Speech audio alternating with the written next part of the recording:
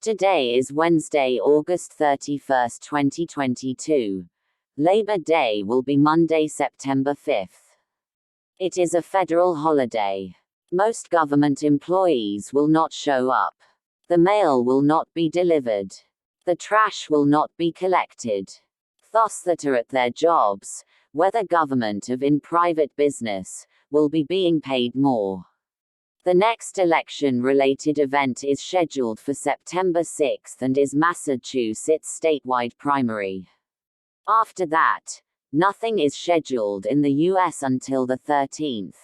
The National Weather Service says that there's excessive heat advisories across the West Coast. Rain across much of Texas and the Southern Plains, Mid-East, North Atlantic, and Central Appalachians. On TV, Season 3 of DC's Stargirl begins, on the CW. Guy's Ultimate Game Night premieres, on the Food Network. Tales from the Explorers Club premieres on the Discovery Channel. Season 4 of the Big Noon Kickoff premieres tomorrow, on Fox. Season 11 of The Mountain Men premieres tomorrow, on the History Channel. The series premiere of Race for the Championship debuts, tomorrow, on USA. Movies opening this weekend include Honk for Jesus, Save Your Soul. It is rated R and it looks to be a slow weekend otherwise. Today some semi-famous people had a birthday. Van Morrison turned 76, Richard Gere turned 72, Debbie Gibson turned 51, Chris Tucker turned 49. There's a good-sized list beyond that also isn't important. On this day, in history, in 1422, Henry V of England died, on holiday in France, of dysentery. In 1535, Pope Paul III excommunicated Henry VIII. In 1854, General Sherman assaulted Atlanta. In 1935, the U.S. passed the first of its neutrality acts, in hope of staying out of growing tensions involving Germany and Japan. In 1991, Kyrgyzstan declared its independence from the Soviet Union.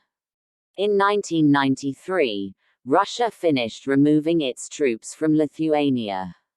In 1994, Russia finished removing its troops from Estonia. In 1997, Princess Diana and her fiancé, Dodi Fayed, along with the driver, Henry Paul, died in a car crash, in Paris. Conspiracy theorists still point out major indiscrepancies. Welcome to the third broadcast of the Grey News, where we bring you coverage of the latest stories, both national and international. Please like and subscribe. Please share. Please comment. Please have a good day, even though the world is turning to rotting filth. In international news, the UN has asked for $160 million in our emergency funding to help Pakistan. The monsoon rains, over the past 2.5 months, have created an estimated 780% higher levels of rain than normal. A third of the country was reported to be underwater. The floods have been described as the worst in the country's history. More than 33 million people were affected, which is 1 in 7. Millions are homeless. 1,150 people are reported dead. Yesterday, fireworks lit up the night sky in Kabul, Afghanistan. They celebrated the 1-year anniversary of U.S. troops withdrawing from Afghanistan. The Taliban calls it Freedom Day.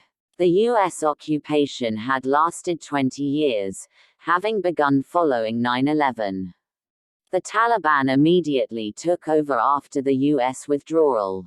Of course, the UN humanitarian chief is urging the world to start funding Afghanistan. He would like $770 million to help Afghans survive the coming winter. 6 million people are at risk of famine. More than 1 million children are estimated to already be suffering from life-threatening famine. The Taliban has not been formally recognized by any foreign government. Afghanistan is still under international sanctions. China is calling for the release of billions of dollars belonging to the Afghanistan Central Bank that foreign countries retain and is mostly held by the United States. Russia castigates the United States as well. The money would far more likely be used by the Taliban rather than for their starving populace. Also, Chinese authorities have arrested 234 people linked to the banking scandal that triggered mass protests and violence earlier this year. Authorities have announced that depositors will be repaid the monies and started in mid-April. The story had originally gained international attention as large protests erupted and many protesters being brutally arrested and interrogated. Now, Russia is now buying combat drones from Iran. At least 2 types departed Iran on Russian cargo planes on August 19. They are to be used in Ukraine.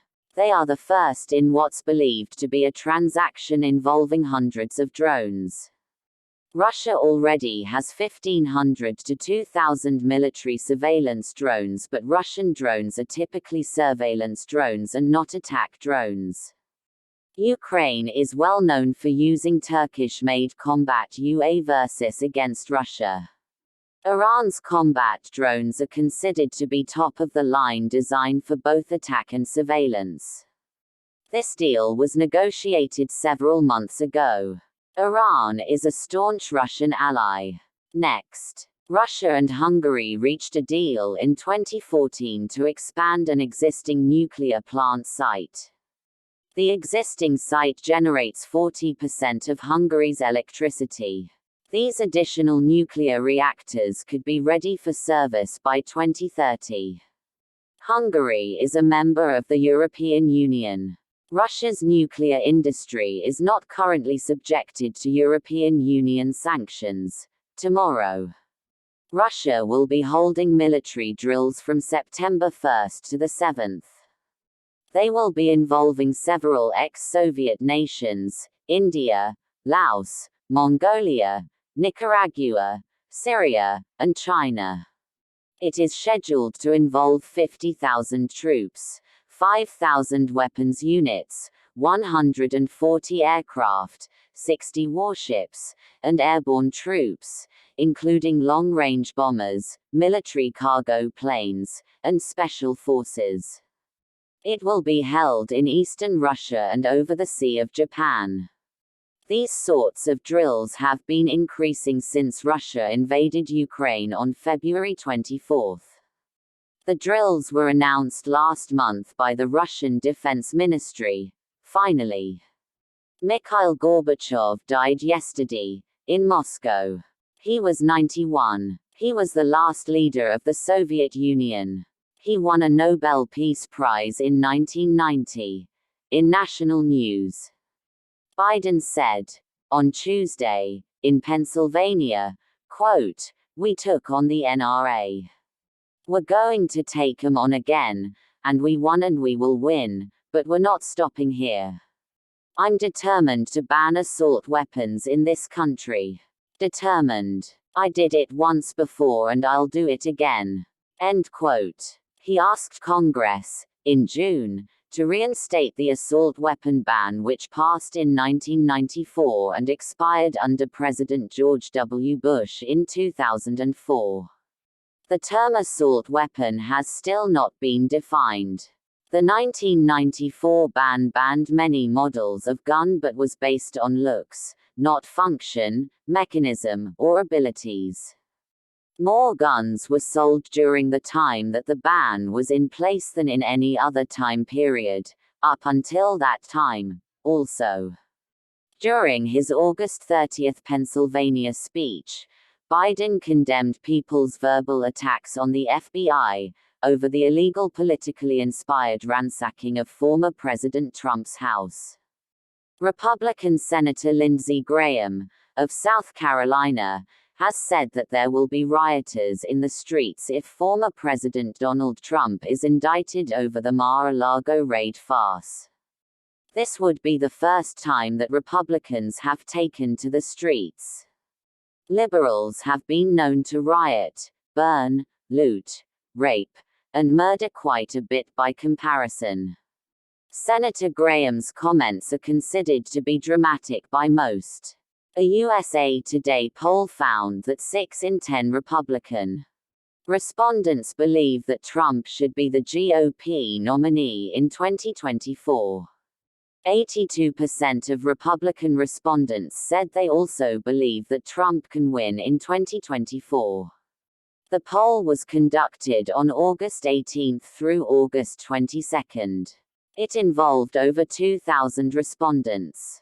Not unpredictably, former President Trump's Truth Social internet site will not be allowed on Google Play due to claims of the lack of effective content moderation on his site. Remember, Trump was banned from Twitter in January 2021, and Texas Governor Abbott has summarized his busing of illegal immigrants at well over 9,000 so far. This includes 7,400 to Washington, D.C., since April, and more than 1,500 to New York City since August 5.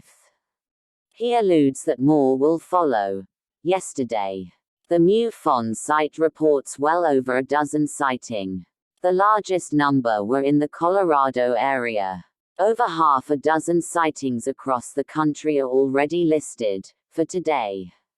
These numbers are typical. MUFON claims to be an international organization that investigates UFOs from around the world. In closing, thank you for watching the 3rd episode of the Gray News. This has been Wednesday, August 31, 2022. Our normal schedule includes 3 episodes per week. Wednesday, Friday, and Sunday, at 4 p.m. We look forward to our next regularly scheduled broadcast, in a couple of days, on Friday, September 2, 2022.